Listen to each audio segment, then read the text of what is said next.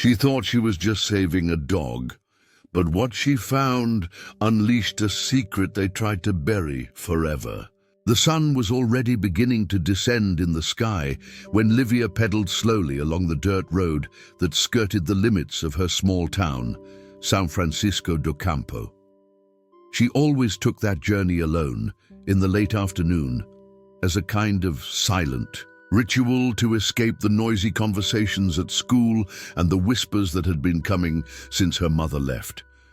At 10 years old, Livia was small for her age, but she had a seriousness in her eyes that made even adults look away. She stopped the bike abruptly when she heard a muffled sound coming from the tall grass at the side of the road, a hoarse moan, as if someone were crying silently. Curious and restless, she left the bicycle on the ground and went into the dry bushes, the branches scratching her shins. What he saw there made his heart race, a dog with badly treated fur, cloudy eyes, and a large open wound on its hind leg. It was a German shepherd, big but very thin, and his body was shaking with pain and cold.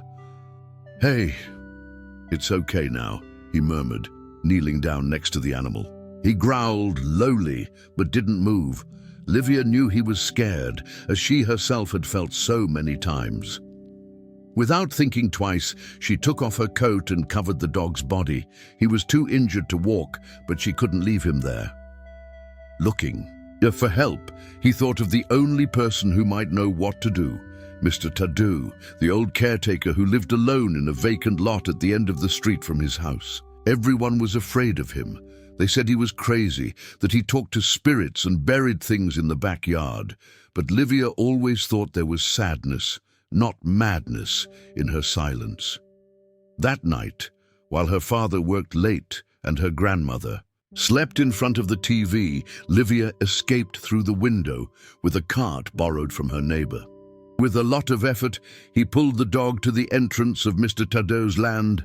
The door opened before she even knocked. "I saw you coming," he said in a hoarse voice, "and I saw what it brings." She didn't respond. He just looked at him with steady eyes as if to say, "Either you help or I try it myself." Mr. Tadu sighed, turned and pointed inside. "Bring him. But no, girl. Messing with old pain can awaken ghosts." And so, without knowing it, Livia took the first step towards something much bigger than just saving an injured dog. She was about to discover a world of secrets, scars and courage, both in the dog and in the people around him. Inside the wooden hut, the smell was of dried herbs and smoke. Mr. Tadu cleaned the dog's wound with calloused, firm hands. Livia watched everything with wide eyes, absorbing every gesture. The man worked in silence, only letting out an every now and then, as if listening to something that only he could hear. "And does this dog have a name?" he asked without looking at her. "Max," he replied immediately. She didn't know why, but the name came like a whisper from inside her. The old man nodded, as if the name made sense. The following days were silent and intense. Livia returned every day, always hidden, carrying leftover food, old blankets, even medicine that she borrowed from her grandmother's drawer. His father barely noticed his absence. The dog began to improve, but there was something strange. In his eyes, a dense sadness, as if he carried too many memories. One afternoon, while petting Max, Livia saw something under his improvised collar, an old sign, almost erased. Only 2 letters were still legible, GP. When he told Mr. Tadu, he froze. "GP, do," he whispered, as if talking to a ghost. "It can't be. This is old stuff." Faced with Livia's insistent gaze, he ended up revealing a piece of his story. Years earlier, he had been a security guard at a remote property where a mysterious group was carrying out elite dog research, dogs trained for special missions but discarded when they were no longer useful. One of them was called Black General. GP. Max. Could it be him? Livia asked with a lump in her throat. Tadeu nodded, his eyes moist. If so, this dog has been through hell, and someone might be looking for him. That night, while she was sleeping hugging Max in the back shed, a stone was thrown against the window. A crumpled note fell with it. That dog isn't yours, give it back. Fear spread like wildfire inside her, but I didn't think about running away. Now it was personal. Who were these people, and why did they want Max back? In the following days, Livia began to discreetly investigate. He looked through old City Hall files, asked disguised questions in the grocery store, listened to conversations. Thrown to the wind, he discovered the name of an old laboratory closed after reports of animal abuse. A recurring name always came up, Dr. Elias Mora. Meanwhile, Max was also changing, stronger, more alert, but also restless. Sometimes he woke up suddenly, howling at nothing. Other times he stared at the door as if expecting something or someone. And then, one grey afternoon, a black car appeared on the dirt road. He stopped near Mr. Tadeu's house. A man in a suit came down, looked around and lit a cigarette. The game was about to start. The man in the suit didn't speak to anyone, just observed. But Livia saw him through the warehouse window and knew, deep in her chest, that he had come for Max. He already knows where we are, he whispered to Mr. Tadeu that night. What do? We protect those who deserve protection, he replied firmly, placing another lock on the door. But what no one predicted was that Max would disappear.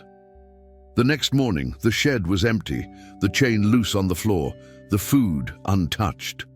Livia ran down the road, shouting his name. Nothing. Fear rose like thunder inside her. Hours later, the note appeared, this time attached to his bicycle with a rusty nail. You have no idea what you're hiding. There's still time to get out. Desperate, she ran to Tadeu's house. There, he found a cardboard box that he had kept for years, with documents, old photos and a flash drive.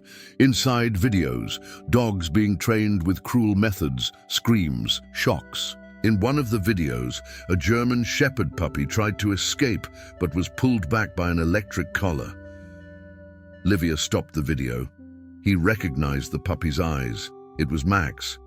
He escaped from there, and they never forgot, she murmured. That's why he still howls at night. He remembers. The next day, Max reappeared, dirty, with new scratches and a different look.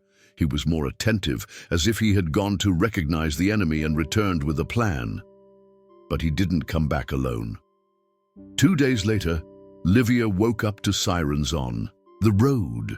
The father was shouting in the living room. The grandmother was crying. Police cars, men in suits, journalists. Mr. Tadeu's house had been invaded. They're saying he's involved in the wrong thing, whispered a neighbor. Livia ran there, but the police were already taking Tadeu away in handcuffs. He looked at her with pain and hope in his eyes. Protect Max. He still has something to do. It was at that moment that Livia realized the mission was no longer just to save Max. It was to expose the truth. And to do so, she would have to do something unthinkable. Face the laboratory owners face to face, with Max by her side. Livia spent the night awake. The house seemed darker without Mr. Tadeu around. Max, lying at his feet, stared at the one door like a soldier awaiting orders. She caressed his neck with trembling hands.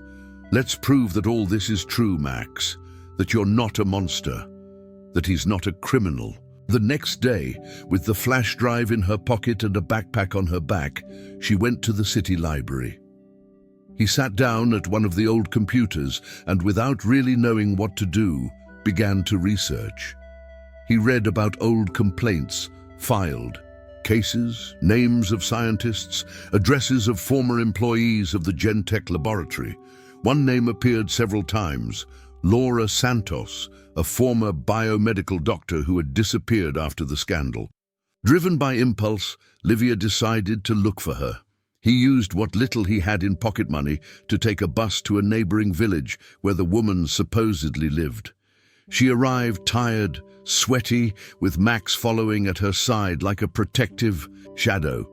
He knocked on doors until he found Laura's house, small, simple, smelling of lavender and quiet. The woman opened the door suspiciously, but when she saw Max, she took 2 steps back. "No, it can't be." Livia told everything, showed the videos. Laura cried.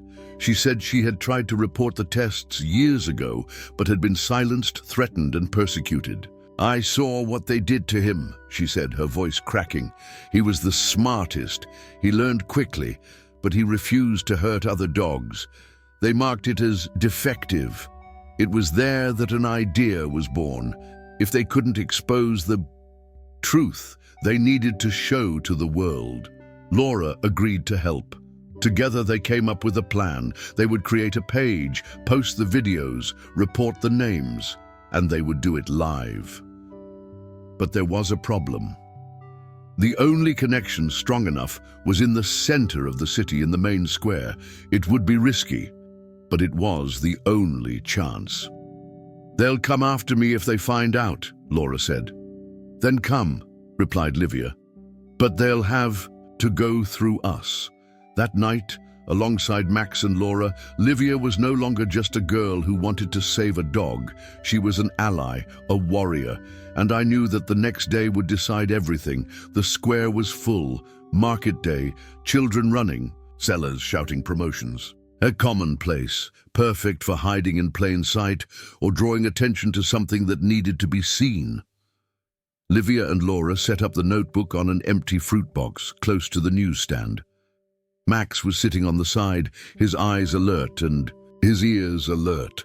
The live broadcast began with Laura's voice trembling but firm. "A few years ago, I participated in a project that broke all ethical limits. Animals used as guinea pigs, as machines. Today, I will tell the truth. Strong images began to play on the screen. People stopped to watch. Within minutes, cell phones were pointed at the notebook, recording. The news spread like wildfire in a dry field. That's when they appeared.